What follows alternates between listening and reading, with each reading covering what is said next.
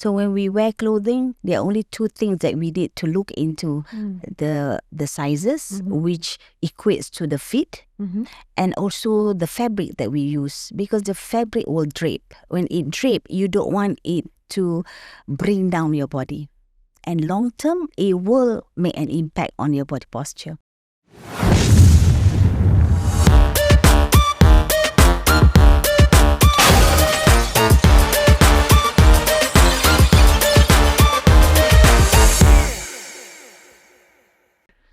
When choosing the clothes that we wear, size matters. But beyond that, do you know that there is actually a science behind clothing sizes, which says that the size we wear, the clothes that we wear, affects us in more ways than we care to know? Today we have with us Dr. Noris Saida Zakaria, a research fellow in clothing technology, who will share with us all about sizing and clothing technology and how it affects us in our daily lives. Welcome to Ask the Boss, Dr. No. Thank you. Thank you for this invitation. Yeah, this on sizing, on clothes sizing, this is something that I didn't really know existed, and how it affects us in our everyday lives. Of course, when we wear our clothes, we choose between size small, medium, or large, or like for ladies, when we go to the store, if we say use the US, the American benchmark, it's 0, 1, 2, and so on. So how does this affect clothing sizes vis-a-vis what we choose, especially Asian women or Asian customers? How does it relate to our everyday clothing? Thank you. Thank you for a very interesting question. I think when we talk about sizing, a lot of people do not actually understand what does it mean, because we as a consumers who buys clothing, I'm talking about buying clothing. I mean to say retail, the standard sizes. So we just go and have a look at the label, and the label only say either number or sizes. And when we talk about the numbers and sizes that exist in Malaysia, we have all sorts of sizes and numbers existing in our wardrobe. Right? We don't have standard sizes that we buy. We don't have like a specific S for every clothes that we buy. So that means that we do not have a standard sizes for our own Malaysian. We use other people's sizes. Like what you mentioned, the US, when we buy, sometimes we are faced with, like 0 to 4, 6. And then when we go and buy at another store, that we will be faced with like 36, 38. And then we will face also like SML. What does it mean? Okay, so that's the topic that I would like to actually open up today, to make everybody understand what is behind the sizing system. So when we talk about sizing system, it's actually the science of fit. Okay, sizing system is actually a framework of the real body measurements. So what happens behind the scene of SML is about the data of body dimensions. So again here, in a very simple term, I'll talk about anthropometric. Anthropometric data is what is connecting to the sizing system. Anthropometric means to understand the body dimensions, okay? Meaning to say, for you to develop the sizes, SML, you need to have the data. This is called anthropometric data, where you measure and you take all the dimensions on the body, and then you collect as many as possible based on one country, one nation, okay? Because when we talk about sizes, we are human, we have so many different sizes, and it is based on the way we eat, what we eat, our lifestyle, and a different geographical area dictates different way of eating. So that is pertaining to one country. And if you can imagine, we take US sizes, the way they live is different from us. So we cannot say that we can adopt the sizes from the US and to make sure that the clothes fit us well. So behind the scene of sizing system, we collect all the data. We understand the sizes. This is based on data. That's why I say when we talk about sizing system, it is always based on data. You need to have the body dimensions. But in Malaysia, for example, the data would be specific to Malaysians, or It needs to be specific to Malaysian. not even ASEAN? No, you can't. You can't. Because there are studies that, for example, Chinese population, Korean, Japan, Taiwan, China. These four are very, they are Chinese, right? But they have different proportion, different kind of sizes, although they look similar. So the same with us. We can say Malaysian, Indonesian, Brunei, and Singapore. We are the same sort of look, right, and body type, but we are different. So there are small differences, but that impact the sizing system, because sizing system needs to collect all this data and cluster them according to the category of the sizes. And even that, the size S, medium and large, inside the S, there are also different S1, S2, S3 to dictate the different sizes, because they are clumped into groups of people.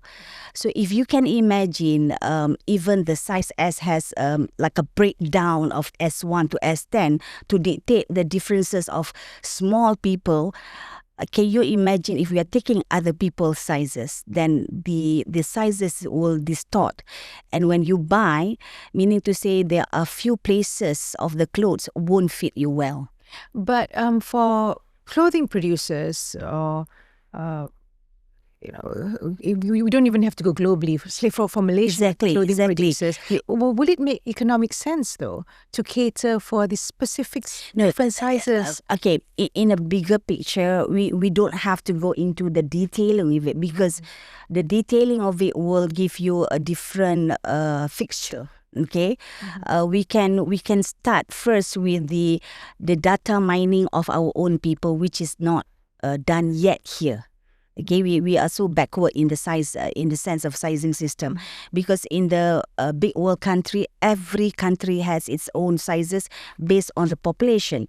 So we are talking about collecting like almost 15 to 20,000 data of the all national people. So we have size US, we have size UK, we have size Mexico, we have size Australian, and in our nation, Asian, we have size Japan, size China, size Thailand, size Philippines.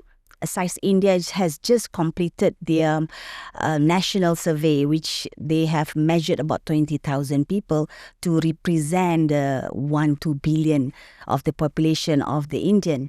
So meaning to say, whatever you do, we first need to have a reference of what we are, which we do not have. Okay. So in Malaysia, for example, a lady who is a size S, can you share with us what she should look at when she goes out to buy clothing in size S? Let's say size S would be a UK 6. Right. How does a choice affect her movement, her well-being? Okay, when we talk being about those clothes for the whole day, for example. If we wear the wrong sizes, we need to look into the impact on our shoulder, because shoulder have different shapes also. Okay, so meaning to say, for consumers to buy clothing, they first need to identify their own body. Okay, because this is supposed to be done by the producer. They are supposed to understand the different types of body, because we have body posture, we have body dimensions, we have body shapes, we also have body proportion. Those are all the details of the fit of the clothing.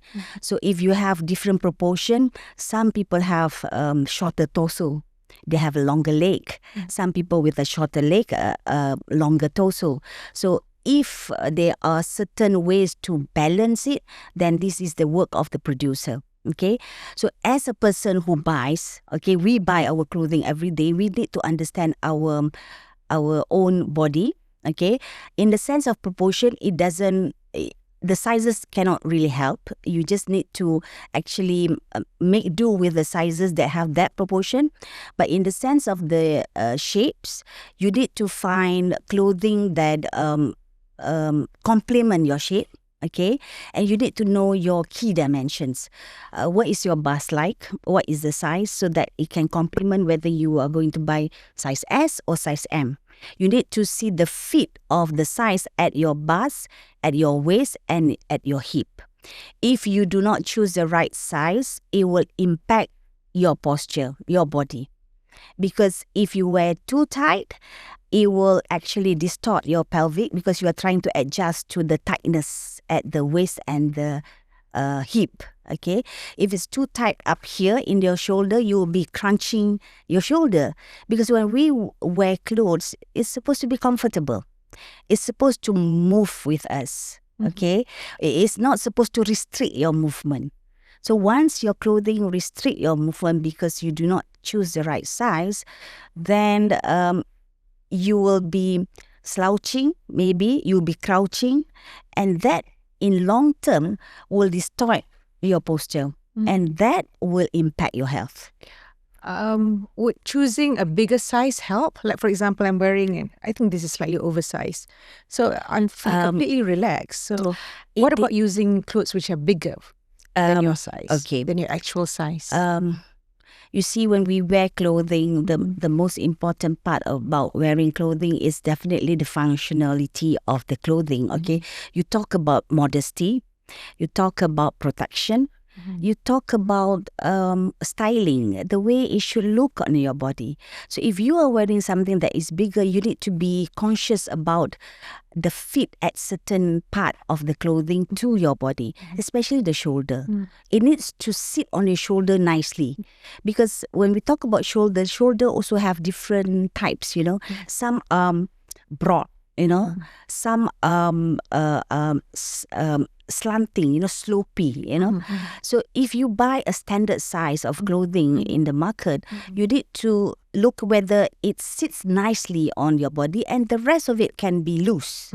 Okay, so there are certain part of your body that you need to be aware of in order for the clothes to flatter on you. I mean, to actually give you the confidence. So that relates to the sizing system again. Okay, so I think in a way to solve this problem, because we have problem in the sizing system. I've been working on the sizing system, goodness me, for 20 odd years, trying to fight, trying to make sure that the producers understand the importance of sizing system as a reference to their production. But basically, manufacturers here are mostly contract manufacturers here are doing for outside. So we need to look into the small producers now, like maybe tailoring, who does a lot of also, how do I say, the ready to wear. So these are the people who needs to understand the data that they have, because they measure people every day. They have a collection of customers, and from the data they can get them into the proper sizing system. And if they are going to produce the ready-to-wear, they would have a proper basis of ready-to-wear sizes according to that population. So as a consumer, I think we need to play our role in the sense that if we are wearing the right clothes, that will benefit our health.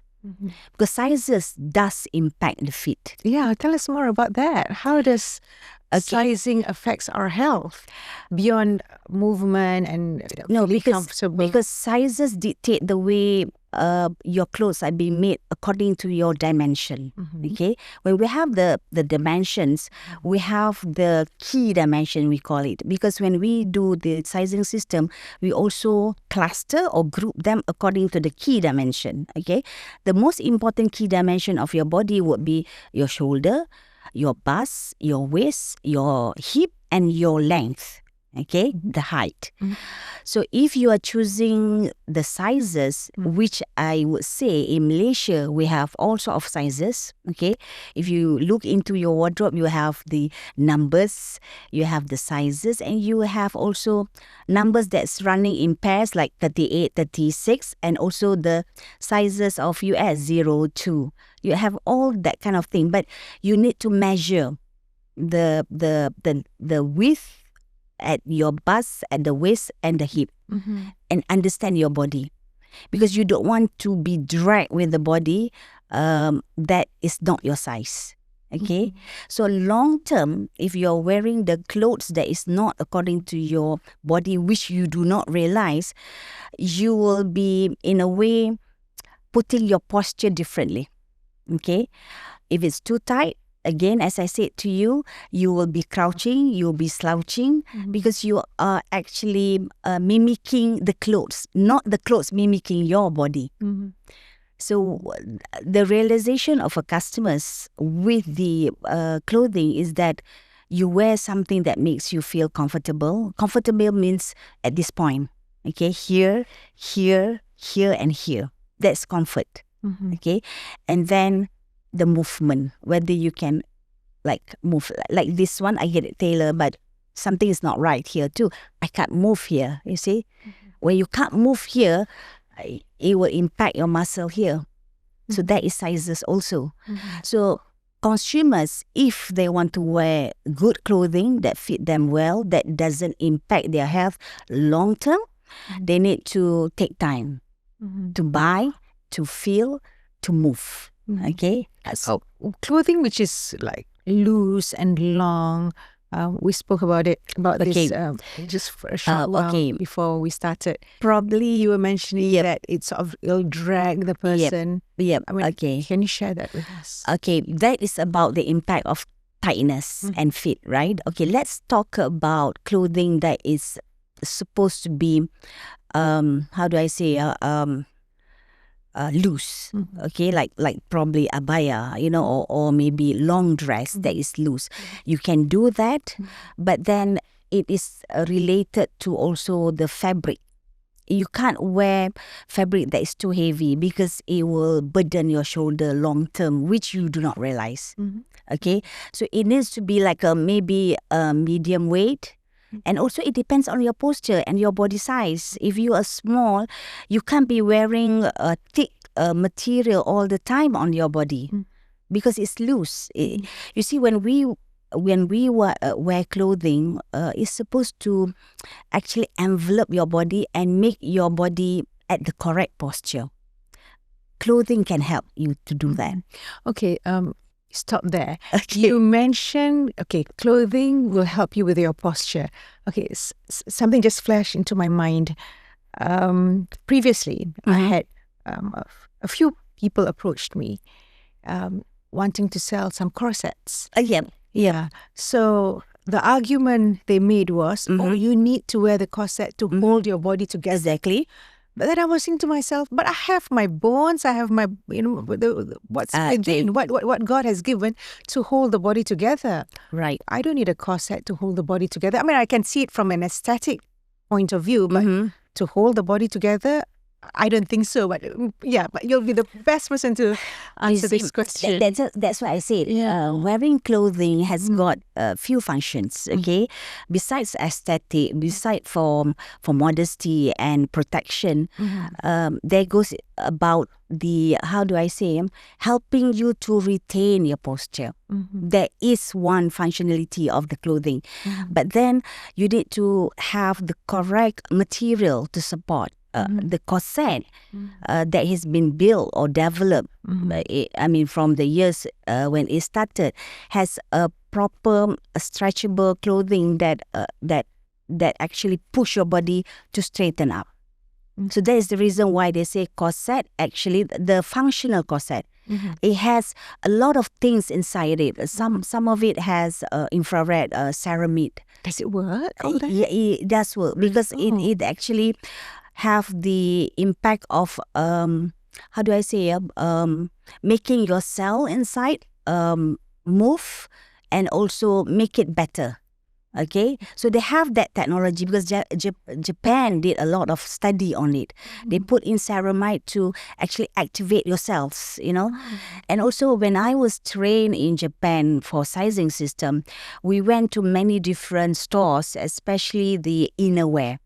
And I went to Wacoal. It is interesting to see in Wacoal in Japan, they have this wall that have different size clusters for their bra. They don't have like a standard bra here where the bra size is for everybody because we have different shapes of busts and also the shape depends on the age, right?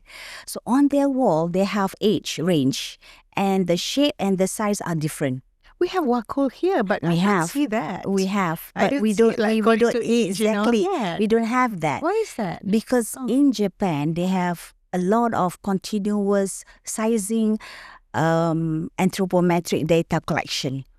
They have that all the time, and they do the research and they see whether they need to have changes. Here, I guess they give something that is standard because we cannot furnish them with our own sizing. So that's the problem with here because we don't do our sizing for clothing dictating according to the data. We're a nation of 33 million. Would the data really make a difference to all these international producers? Would they actually cater to Malaysian needs? They do. Right. So About few years ago, I was approached by Nike because they know that I'm in the sizing system. They are very interested to know our sizing. So they do collect. And they merge that kind of understanding because they would want to actually compare the Asian sizes. So if they are sending the big brand like Nike or Adidas, they don't want any returns, because our sizes are different. So if we as a country of each Asian country have our own data as a reference, then they can collect and they can actually merge the data from all the Asian countries. And I'm also involved in a society where we do sit and discuss about only the dimensions. It's called anthropometric. It's towards the Western and the Asian. And we haven't talked about Middle East. They have different shapes also. So those are the impact. And when you talk about the clothing that we wear just now, about the big loose one, so again, it goes with the size and also the fabric, the impact. Okay, so when we wear clothing, there are only two things that we need to look into: the sizes, which equates to the fit, and also the fabric that we use, because the fabric will drape. When it drape, you don't want it to bring down your body, and long term, it will make an impact on your body posture. So there are so many kind of relationship that actually, as customers, we do not realize that wearing clothes can actually impact our long-term health.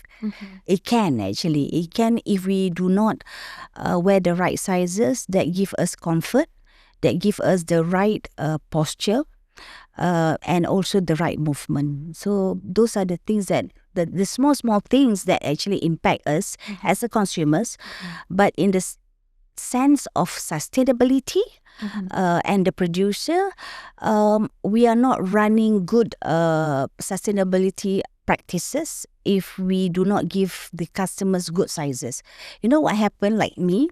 Usually when I get into buying clothes, I will need to alter it somehow. When you alter, you are cutting off some of the fabric, and that's a wastage. And that wastage will go to the landfill. So that's the impact of the sustainability when you don't give a correct size to the customers. But that's so minor, though. If you talk about sustainability, so all these fast fashion brands, they're the biggest culprits. Exactly. I'm throwing clothes all the time. Exactly. You see, when we talk about sustainability, it needs to be a well-rounded understanding, from the perspective of fast fashion. Yes, that's one trend, okay? For the past, I would say for the past 5 years, it has created something like, I want to look good, I want to look different all the time, because before it was like a 4 season. slow fashion, 4 seasons for preparation. Now we have like every month, for fast fashion. And it's creating something like you do not have to wear something that producers does not have to really cater to the goodness of the clothing because it's changing. People just wear that for a short while and then throw and buy, right? And they make it so cheap. Exactly, because I think they are producing in bulk, like a lot. As compared to like before it was only 4 seasons, now it's like 12 seasons, 12 months. So they are able to give it cheap because they produce a lot, okay? But then that is one sustainable issues there. But in the sense of one nation, we should be also thinking about the longevity of the clothing and the fit of the clothing, because if it doesn't fit well, probably the probability of a person to throw away that clothing is also high. So that's the impact of the sizing actually. So sizing also plays an important role in the sustainability. That's what I'm saying, You have lots of students under you.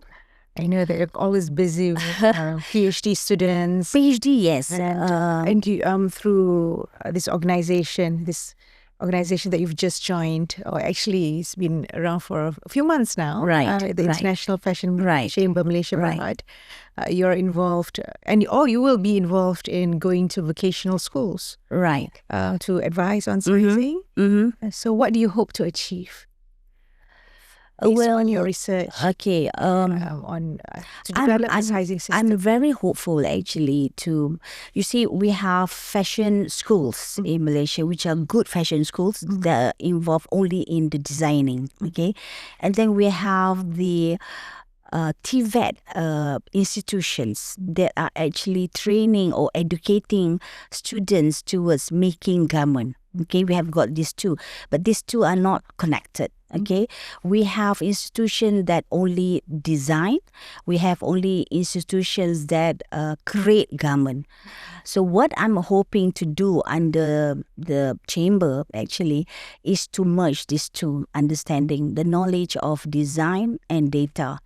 We've spoken a lot about sizing and garment, and what would you think would be what do you think is needed to make Malaysia's fashion industry more innovative, sustainable, and globally competitive? I guess in the sense of to make it more competitive, we need to have our designers, okay, our producers, able to talk at the same level. When because I'm involved in the international scene of sizing and clothing also, and people are moving towards, of course, quality clothing. So even if us as our own nation, we want to produce our clothing, or designers want to bring the collection to the world, they need to understand what are the language. Okay, the language is definitely quality. And when we talk about quality, the equation is fit, the sizes. So designers can't just bring the collection there, because when they bring the collection to the world, it's just not accepting the collection. They need to understand how to produce a collection into the different sizes and shape of that nation. All right. Thank you very much, Dr. Noor, for sharing your knowledge and the science behind sizing and how important sizing is to our fit, our posture, and our everyday lives. If it affects our health, then for sure, we just need to look into the sizing. Thank you. Thank you. Thank you.